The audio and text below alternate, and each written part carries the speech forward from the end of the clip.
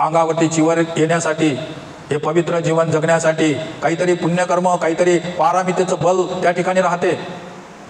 असंच नाही कोणी गृहत्याग करत, असंच नाही कोणाच्या अंगावर चिवर येत. फार कठीण अवस्था राहते, हे स्वादसोपू नसते.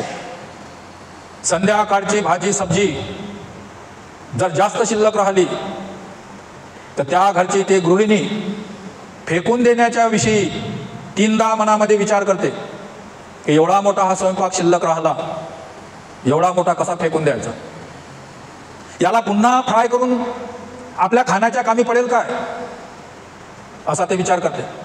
आणि जेव्हा तिला वाटलं की नाही आता हे खराब झालं, याला फ्राय करूनही जमत नाही, तर मग ते शेवटी फेकून देते. पण फेकूनही देते तेव्हा दुःखी कष्टी होत असते. किंवा त्या घरातला कोणी बुजुर्ग मनुष्य असते, तो तिला दोषारोपण लावत असते की या बाईला काही होश नाही, या बाईला कोण्या गोष्टीचा आटपच नाही. कधी कधी करते तर मग स्वयंपाकामध्ये नुपर येते, आणि कधी कधी करते तर फार वाया जाते. एवढं मोठं अनाज फेकून देते, हिला अनाजाची किंमत नाही. घरातले लोक दूषण राहतात. म्हणजे रात्रीची सब्जी स्वयंपाक सकाळी फेकाच्या वेळेस एवढा मोठा विचार करावा लागते. संपूर्ण गृहाचा घरादाराचा त्याग करायच्या वेळेस किती विचार करावा लागत असेल. स्वतःची पत्नी मुलंबाळ त्यागाला किती विचार करावा लागते.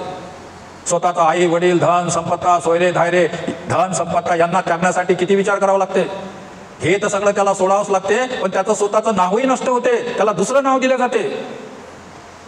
आणि एवढं मोठं सर्व त्यागून जेव्हा तो या जीवनामध्ये येते आणि या जीवनामध्ये येऊन जेव्हा रमणान होते, हे काही साधी सोपी गोष्ट राहत नाही. फार मोठा त्याग राहते, त्या साध्या सोप्या गोष्टी राहत नाही.